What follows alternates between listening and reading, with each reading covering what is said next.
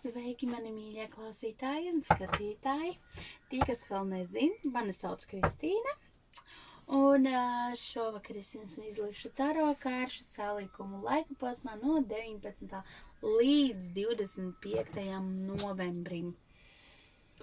Tātad, kas mūs sagaida no 19. līdz 25. novembrim, kas mums varbūt ir jāzina, kaut kādi ieteikumi, kaut kādas lietas, varbūt situācijas, kas mums vieglāk palīdzēs saprast nākamās nedēļas notikumus. Tātad viena kārtas jau mums ir. Tātad no 19. līdz 25. novembrim. Jūs vēlaties mums teikt. No 19.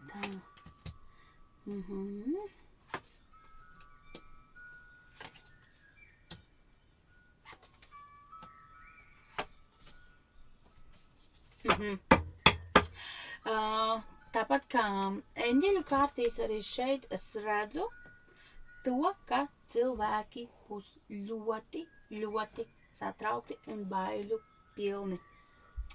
Tātad mums būs jāstrādā ar savām bailēm,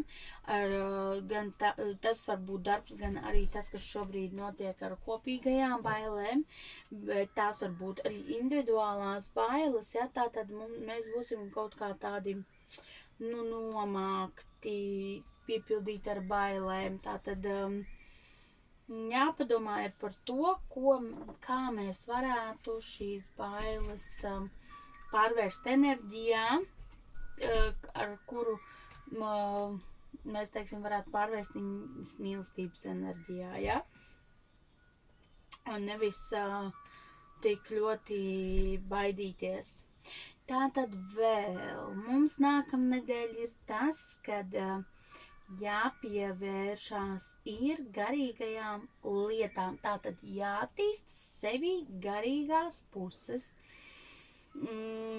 Teiksim tā, jāmeklē, tas būtu, teiksim, sastaisīts arī tām bailēm caur, teiksim, garīgo izaugsmi, ja, tātad pašizaugsmi arī caur to jāmeklē tātad ceļš atpakaļ prom no bailēm, tātad caur garīgo izaugsmi, jo tā nākamnedēļ mums nesīs tātad atsimredzot kaut kādas atbildes. Tātad arī nākamā nedēļa jāpievērš uzmanību savai intuīcijai, ļoti stipra intuīcija. Tātad nākamā nedēļa mums jau teiks priekšā par daudz ko, un tātad arī paklausam sev, ja mums tiešām ļoti liekas, vajag to izdarīt, vai vajag to, vai tieši otrādi nē, to nevajag, tad paklausat sev, jo tas būs tāds noderīgs padoms pašiem priekš sevis. Tāpatās nākamnedēļ var nākt gaismā, tātad arī atklāties, teiksim, tie cilvēki, kas nav godīgi savās attiecībās, un viņi krāpī, tātad, jā. Tātad, jūsu rīcība nākamajā nedēļā var nākt arī gaismā. Tātad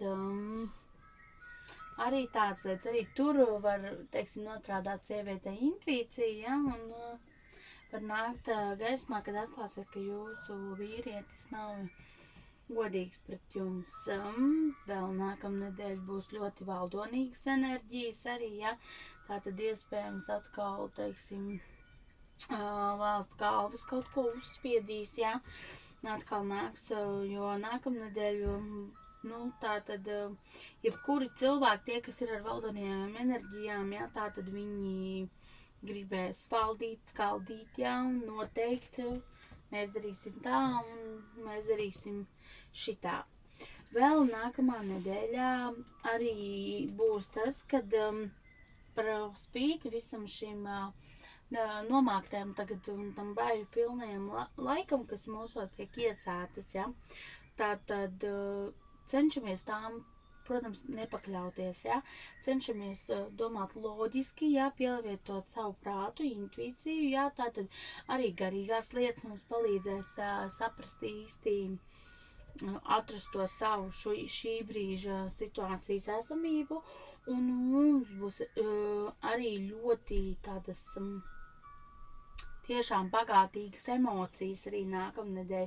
Ļoti daudz bagātīgas emocijas, bagātīgi iespaidi, ja, tātad tiks pasniegtas kādam pat ļoti varbūt liela dāvana, ja, no augšas, tādu, par ko viņš ļoti sen ir sapņojis, lolojis, un beidzot tātad tas ir izdarīts tātad, un vēl arī es redzu ar ģimeni kopā būšanas laiks, ka nekā tuvojas arī advent, un ir jau tas tumšais, jau rodas šis tumšais laiks, šis sveču laiks, arī man ļoti tuvs ir šis laiks, tātad pabūt kopā ar ģimeni, protams, tie ir arī svētki, bet tie ir, ģimenes lokā tātad nelieli svētki, kas mums sagādās prieku.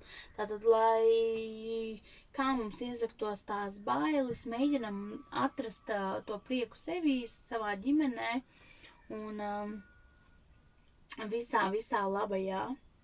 Tas ir tas, ko es jums vēlos teikt, un lai kā arī būtu, nākamnedēļ ir diezgan arī pozitīvs kārts, viss nav tik slikti, vairāk ir, man šķiet, mēs esam vairāk sabijušies par visu, bet viss tas ir atrisināms un viss būs labi. Tātad tas ir tas, ko es vēlos teikt, jo nākamajai nedēļai ir arī pozitīvs kārts, ja, tātad viss nav arī tik slikti un cenšamies varbūt nepakļauties tām bailēm tik ļoti. Tas no manis arī šovakar ir viss taro kāršu izlikumā.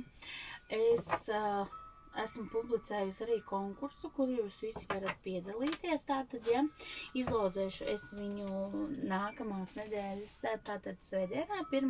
adventē. Uzvarētāji būs 2, gan tas, ko jūs būsiet komentējis cilvēks, gan arī pats komentētājs. Bet lūdzu izdaram visas nosacījumus, jo es pārbaudīšu. Un, lai nesanāk tā, izloze notiks random programmā, lai būtu godīgi. To visu es arī parādīšu. Un izpildam visus noteikumus, lai nav tā, ka jūs vinnējat balvu.